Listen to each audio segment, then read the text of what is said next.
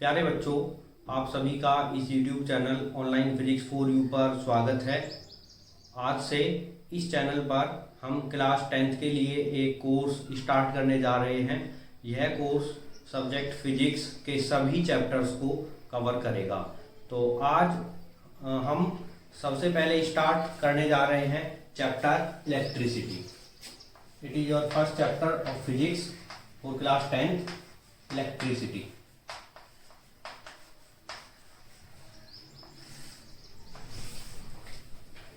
तो बच्चों, स्टार्ट करने से पहले, इस चैप्टर को स्टार्ट करने से पहले हमें जाना होगा 2500 years ago. 2500 years ago, 2500 years पहले एक कंट्री का नाम आप सभी ने सुना होगा, ग्रीक। It is Greek. और ग्रीक कंट्री में एक बहुत ग्रेट फिलोसफर थे और उन फिलोसफर का नाम था थेल्स। थेल्स। मिलेटस एक प्लेस है ग्रीक कंट्री में, तो वहां ये रहते थे थेल्स। तो थेल्स ने एक वहां घटना देखी। और देखिए, फिजिक्स वास्तव में जो नेचुरल फिनोमिना है उनके बारे में जानना ही फिजिक्स है। जो नेचुरल फिनोमिना हम देखते हैं कि डे नाइट का सीक्वेंस आना, डे के बाद नाइट, नाइट के बाद दिन, और ये सीक्वेंस लगातार चलता रहता है। और वेदर्स का आना, आप देखते होंगे कि सीजन्स चेंज होते रहते हैं कॉन्टिन्यूसली। और उसके बाद कोई भी ऑब्जेक्ट यदि ऊपर से छोड़े वो नीचे जाता है, अर्थ की तरफ वो मूव करता है। हर एक ऑब्जेक्ट अर्थ की तरफ मूव करता है। और ऐसे ही बहुत सारे फिनोमिना, बारिश के टाइम आपने देखा होगा, आपने गड़गड़ाहट, गर्जन, फ्लैश जरूर ही आपने देखा होगा। और बारिश के टाइम रेनबो बनता हुआ भी आप सभी ने देखा होगा। तो ये सब बहुत नेचर के बहुत ब्यूटीफुल फिनोमिना है। तो इनके बारे में जानना ही, ऐसी सभी घटनाओं के बारे में जानना ही फिजिक्स होता है। तो फिजिक्स वो ब्रांच है जिसमें हम नेचर के सभी जो फिनोमिना है उनको बारे में जानकारी मिलती है। तो ऐसी ही एक घटना की मैं चर्चा करने जा रहा हूं जो थेल्स ने देखा था। थेल्स ने एक अंबर, ये एक मटेरियल लिया था। It is a material. It is a material. तो इस अंबर मटेरियल को रब किया था, किसी ऑब्जेक्ट के साथ रब किया। और रब करने के बाद, मान लीजिए मेरे पास ये अंबर है और मैं इसको ऐसे ऐसे ऐसे ऐसे रब करूं, तो रब करने के बाद इस अंबर में छोटे छोटे objects, small small bits of paper, उनको अपनी तरफ अट्रैक्ट करने की टेंडेंसी आ गई थी। एक प्रॉपर्टी आ गई थी कि छोटे छोटे ऑब्जेक्ट को वो अपनी तरफ अट्रैक्ट कर रहा था। तो थेल्स ने सोचा कि ये क्यों हुआ, इसके पीछे क्या है, क्या वजह है, इसका क्या कारण है। बट थेल्स किसी नतीजे तक नहीं पहुंच सके। उसके बाद बहुत सारे पेयर उसके बाद ढूंढे गए। जब उन दो पेयर को आपस में रब करते हैं तो वो दोनों छोटे छोटे ऑब्जेक्ट्स को अपनी तरफ अट्रैक्ट करते हैं।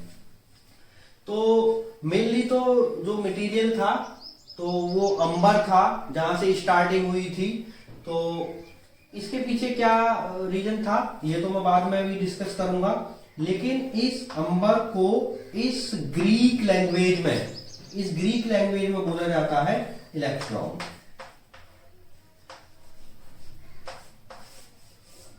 ग्रीक लैंग्वेज में बोला जाता है इसको इलेक्ट्रॉन। तो ये जो इलेक्ट्रॉन है ये क्या होता है, थोड़ा सा इसके बारे में भी पहले जान लें। तो इस नेचर में, इस अर्थ पर जितने भी ऑब्जेक्ट्स आप देखते हो अपने चारों ओर, उन सभी ऑब्जेक्ट्स का जो बेसिक कंपोजिशन है तो वो है एटम। तो each object on this earth is made up of atoms. बहुत सारे एटम्स होते हैं और एक एटम को हम अपनी नेक्ड आई से नहीं देख सकते। तो ये जो एटम है, इस एटम के दो पार्ट होते हैं। तो एक पार्ट होता है बहुत टाइनी पार्ट जिसको बोल देते हैं न्यूक्लियस, इट इज न्यूक्लियस। और इस न्यूक्लियस के चारों ओर एक और पार्टिकल होता है, एक और पार्टिकल होता है इलेक्ट्रॉन। इलेक्ट्रॉन, तो ये इलेक्ट्रॉन इस तरह से रिवॉल्व करता है, इस तरह से न्यूक्लियस के चारों ओर रिवॉल्व करता है। न्यूक्लियस भी दो पार्टिकल्स इसके अंदर होते हैं, proton and neutron, proton and neutron, proton and neutron, ये दो पार्टिकल्स होते हैं न्यूक्लियस के इनसाइड। और ये नेगेटिवली, ये इलेक्ट्रॉन रिवॉल्व करता है अराउंड द न्यूक्लियस, इस तरह से रिवॉल्व ये करता है। तो ये जो इलेक्ट्रॉन होता है इस पर इसकी एक प्रॉपर्टी होती है जिसको बोलते हैं चार्ज। इस इलेक्ट्रॉन की एक प्रॉपर्टी होती है जिसको बोलते हैं हम चार्ज। तो ये चार्ज ऑन इलेक्ट्रॉन, कुछ चार्ज का वैल्यू होता है और उसको हम जनरली ई बोलते हैं। ई याद रखना इसको, E is the charge on electron. So the value of this E 1.6 into 10⁻⁻19 coulomb. And coulomb is the unit, अभी कुछ आने वाली क्लासेस में हम इसको डिस्कस करेंगे। Coulomb is the unit for charge. तो चार्ज क्या है, what is charge, what is charge?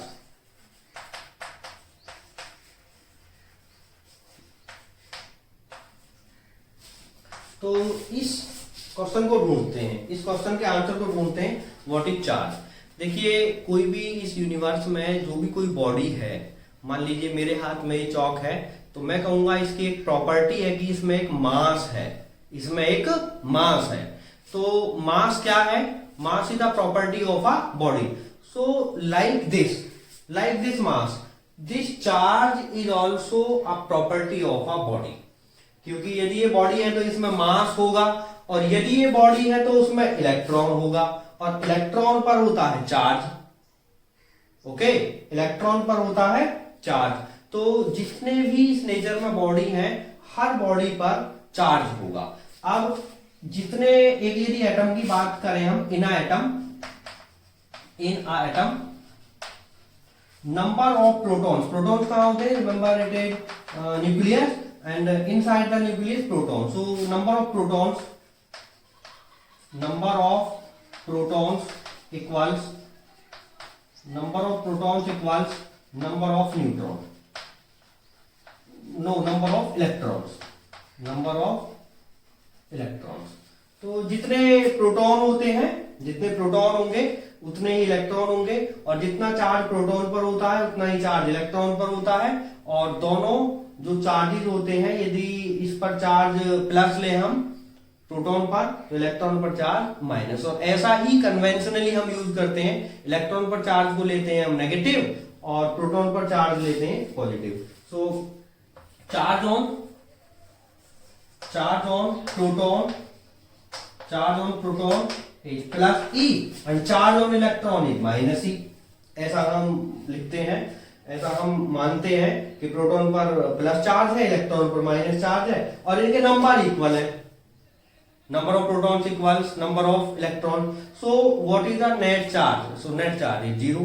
So net charge on atom, net charge on an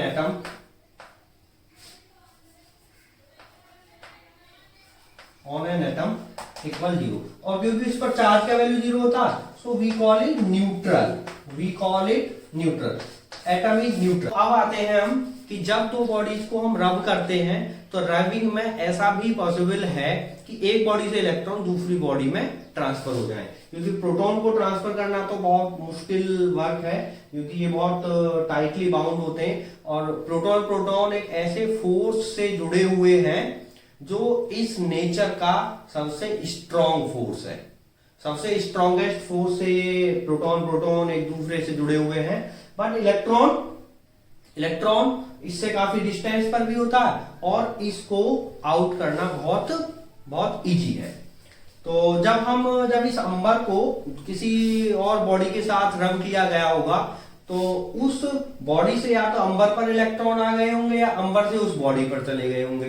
तो इलेक्ट्रॉन पर नेगेटिव चार्ज होता है, जहां इलेक्ट्रॉन पहुंचेगा वो बॉडी हो जाएगी नेगेटिवली चार्ज, और जहां प्रोटॉन आएगा, जहां इलेक्ट्रॉन निकलेंगे जिस बॉडी से आउट होंगे, वो हो जाएगी positively charge.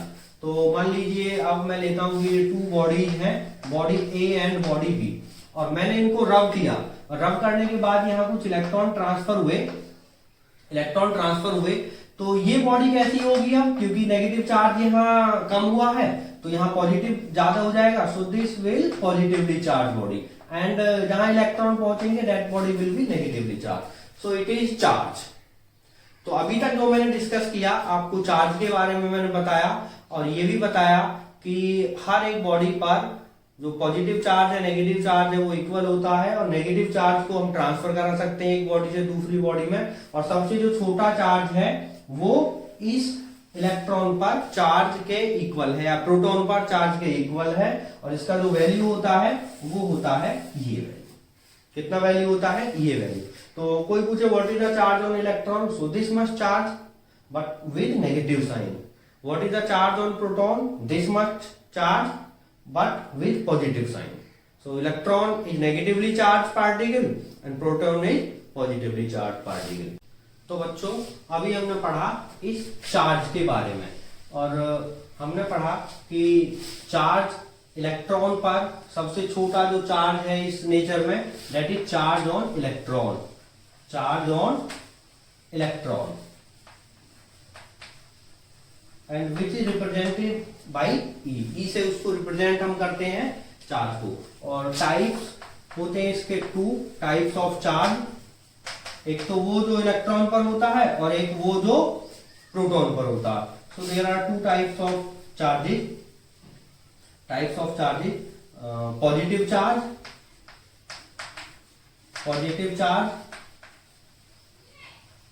And negative charge,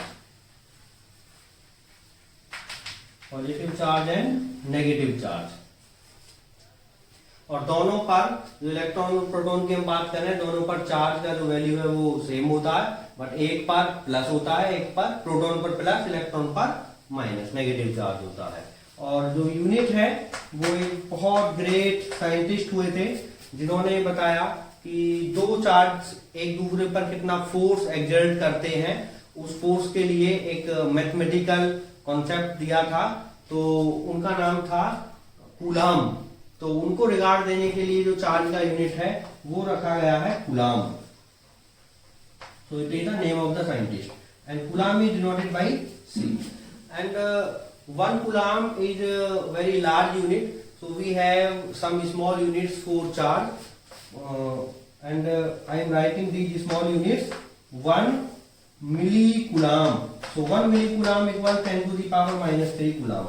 1 nanocoulomb, microcoulomb 10 to the power minus 6 coulomb. 1 nanocoulomb 10 to the power minus 9 coulomb. 1 picocoulomb 10 to the power minus 12 coulomb. So these are some small units. Coulomb से छोटा मिली coulomb है, फिर micro coulomb है, फिर nano coulomb, और फिर pico coulomb. So pico coulomb is 1 pico coulomb is 10 to the power minus 12 coulomb. So this is the unit of charge, 1 coulomb. Next, कुछ अभी मैंने बताया जो ऑब्जेक्ट्स हैं वो एटम से मिलकर बने हैं। तो जो एटम है एक सेंट्रल पार्ट होता है, न्यूक्लियस बोल देते हैं, और ये इलेक्ट्रॉन होते हैं। तो इस नेचर में कुछ बॉडी ऐसी है कि ये जो इलेक्ट्रॉन है, जो रिवॉल्विंग इलेक्ट्रॉन होते हैं, और ये ऑर्बिट होती हैं, इनको ऑर्बिट्स बोलते हैं, जो इलेक्ट्रॉन यहाँ घूमते हैं। तो कुछ बॉडीज ऐसी होती हैं कि ये इलेक्ट्रॉन है अपनी ऑर्बिट को छोड़कर बाहर आ सकते हैं। उस बॉडी से बाहर नहीं रहेंगे तो बॉडी के अंदर ही इलेक्ट्रॉन, बट वो अपनी ऑर्बिट छोड़ देंगे। तो ऐसे इलेक्ट्रॉन को बोला जाता है फ्री इलेक्ट्रॉन्स। फ्री इलेक्ट्रॉन्स क्या बोला जाता है इनको? Free electrons. तो इसके बहुत सारे एग्जांपल है। कॉपर है, तो कॉपर के जो एटम है वो एटम है इस तरह से, और एटम के बीच में बहुत सारा ये स्पेसिंग होता है। तो यहाँ वहां वो इधर उधर किसी कॉपर के इनसाइड इलेक्ट्रॉन इधर उधर मूव करते रहते हैं। तो ये ऐसे मटेरियल्स को हम बोल देते हैं कंडक्टर्स। तो कंडक्टर्स की कैटेगरी में कौन है? कॉपर है, एल्यूमिनियम है, तो आयरन है।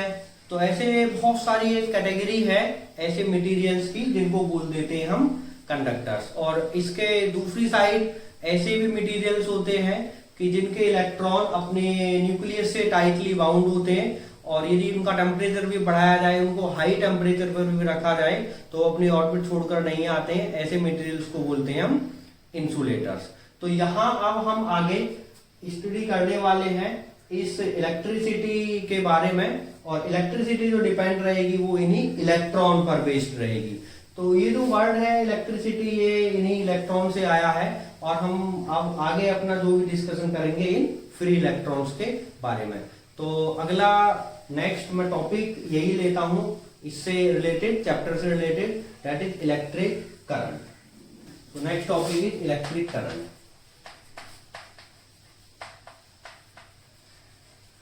Electric current.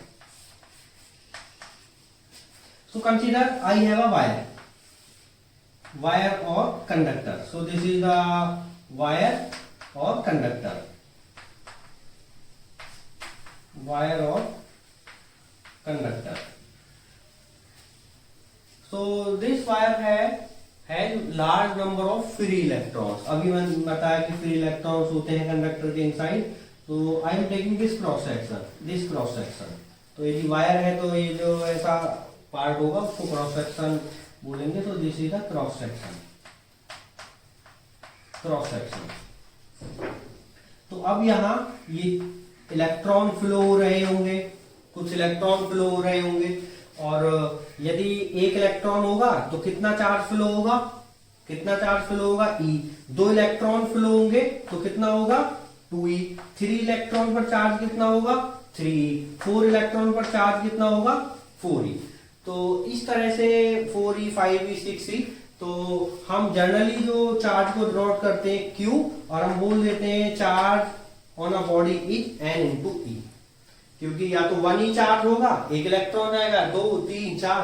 तो this is the property of charge. किसी बॉडी पर जो चार्ज होगा या तो 1e होगा, 2e होगा, 3e, 4e, 5e, 6e, इनके मिड में नहीं होगा। यदि कोई ये क्लेम करे कि किसी बॉडी पर चार्ज 3.5e है, 3.8e है, तो इट इज नॉट पॉसिबल, क्योंकि या तो 3 इलेक्ट्रॉन फ्लो होंगे या 4 इलेक्ट्रॉन, या तो एक बॉडी से दूसरी बॉडी में 3 इलेक्ट्रॉन जाएंगे या 4 इलेक्ट्रॉन जाएंगे। So this is known as quantization of charge. Remember it, quantization of charge.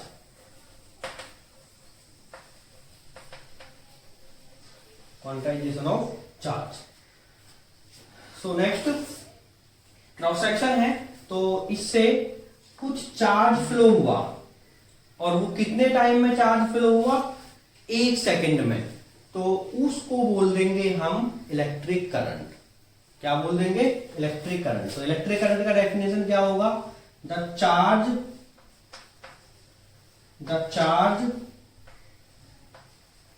flowing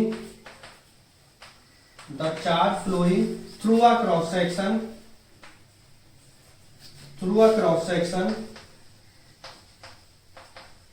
of wire per unit time or in 1 second, per unit time or in 1 second, per unit time is called electric current.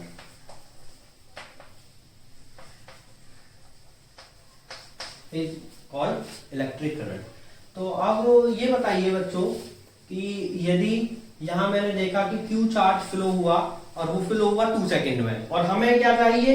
Per unit time, per unit second, per unit time और per unit second. तो 2 second में Q charge flow हुआ तो 1 second में कितना flow होगा? Q/2।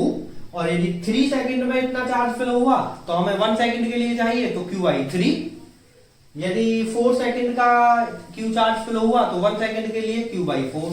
तो मान लीजिए टी टाइम में, इन टाइम टी चार्ज कितना फ्लो हुआ, चार्ज फ्लोइंग इक्वल्स कितना चार्ज फ्लो हुआ है कुल, Q। सो इन 1 सेकेंड कितना चार्ज फ्लो होगा, that will Q over T, that will Q over T। ऐसा ही करेंगे ना हम, 1 सेकेंड के लिए टाइम से डिवाइड करेंगे, तो T टाइम में Q चार्ज फ्लो हुआ है तो Q over T। So that is known as electric current and this current is denoted by capital I. So this is electric current. So what will unit of this electric current? तो इसका unit देखेंगे, unit किसके equal होगा, unit of coulomb, unit of charge divided by unit of time. So what is unit of charge, it is coulomb, and unit of time, time का measurement हम करते हैं second में। सो this is coulomb per second. And एक category units की और है which is called SI unit. तो एसआई यूनिट इसका होता है ampere, SI unit is ampere and this SI unit is denoted by capital A. So the relation between this unit and this unit is 1 ampere equals 1 coulomb upon 1 second. तो यहां से हम define कर सकते हैं 1 एम्पियर। कई बार ये पूछा जाता है, इसका डेफिनेशन बहुत पूछा गया है, 1 एम्पियर का डेफिनेशन पूछा गया है कि 1 एम्पियर करंट किसको कहेंगे। तो देखिए 1 एम्पियर करंट किसको कहेंगे कि यदि किसी वायर के क्रॉस सेक्शन से 1 सेकंड में 1 कूलम चार्ज फ्लो हुआ तो उस करंट वैल्यू को 1 एम्पियर कहेंगे। सो व्हेन 1 कूलम, मैं यहां ऊपर डेफिनेशन लिख रहा हूं, when 1 coulomb charge flows through a cross section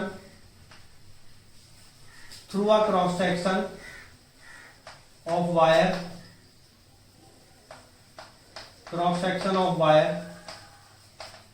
in 1 second, then current will be is called 1 ampere current. 1 ampere current. So that is the definition of 1 ampere. तो अभी मैंने discuss किया इलेक्ट्रिक करंट का unit. तो unit of electric current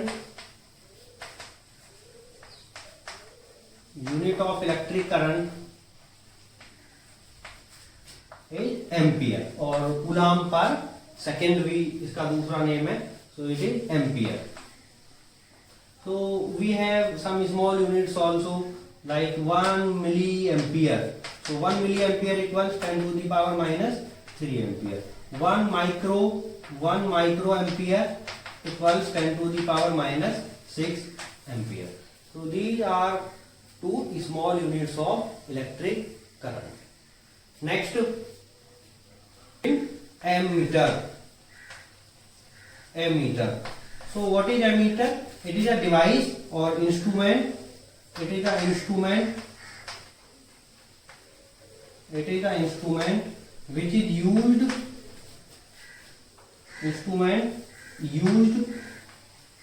to measure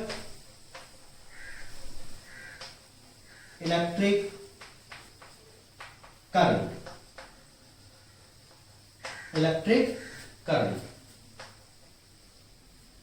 तो आपको इस तरह से कोई मीटर दिखाई दे, एक पॉइंटर दिखाई दे और वो एक स्केल पर ऐसे मूव करे, तो यहाँ A लिखा होगा, so that is ammeter.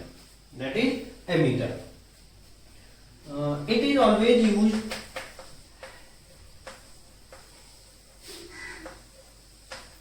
Always used in series combination और इन सीरीज। अब ये वर्ड क्या है, सीरीज का मीनिंग क्या होता है। मान लीजिए एक मैं यहाँ सर्किट ड्रॉ कर रहा हूँ, एक ये सेल है और इस तरह से मैं एक सर्किट ड्रॉ कर रहा हूँ, दिस इज रेजिस्टेंस। और ये ऐसे देखा होगा आपने, ये बल्ब है और ये ग्लो हो रहा है, बल्ब ये ग्लो हो रहा है, this is bulb, this is called resistance. अभी हम इनकी चर्चा करेंगे इन टर्म्स की, register and this is a battery. तो इसमें करंट फ्लो हो रहा होगा ऐसे, तो इस करंट को किस इंस्ट्रूमेंट से मेजर करेंगे? एमीटर से। तो एमीटर को कैसे कनेक्ट करेंगे हम? एमीटर में दो वायर होते हैं, यहाँ इस तरह से दो वायर होते हैं, तो इन दोनों वायर को हम यहाँ कनेक्ट कर देते हैं। इस तरह से हम दिखा देते हैं कि हमने यहाँ एमीटर यूज किया हुआ है। तो ऐसे कॉम्बिनेशन को क्या कहते हैं हम? Series combination. So this is a series combination. So I am taking a numerical problem. So this is how many electrons constitute 1 coulomb of charge. कि 1 कूलम चार्ज में नंबर ऑफ इलेक्ट्रॉन्स को find out कीजिए, कितने number of electrons मिलकर 1 coulomb charge constitute करेंगे। So I have told you Q equals NE. किसी body पर जो टोटल चार्ज होगा वो N into E होगा। This is also known as quantization of charge. Okay, so we have to find out this n. बच्चों क्या find out करना हमें? n। और q हमें गिवन है 1 कूलम और e हम जानते ही हैं। सो q is 1 coulomb and e हम जानते ही हैं, this is 1.6 into 10 to the power minus 19 coulomb. So what will n? n equals q over e, q over e। and what is the value of q? 1 coulomb and what is the value of e? This 1.6 into 10 to the power minus 19 coulomb. So coulomb cancels coulomb, and if you solve it 1.6 into 10 to the power minus 19 इसको ऊपर ले जाएंगे तो this will 10 to the power plus 19, और plus 19 को मैं ऐसा लिखता हूं 18 into 10, ऊपर plus 19 होगा and this is plus 19 10 to the power 19 over 1.6। अब जब इसमें हम डिवाइड करेंगे so that will 6.25 into 10 to the power 18। so these number of electrons constitute 1 coulomb of charge। अब सोचिए कितना बड़ा ये एक नंबर है 10 to the power 18।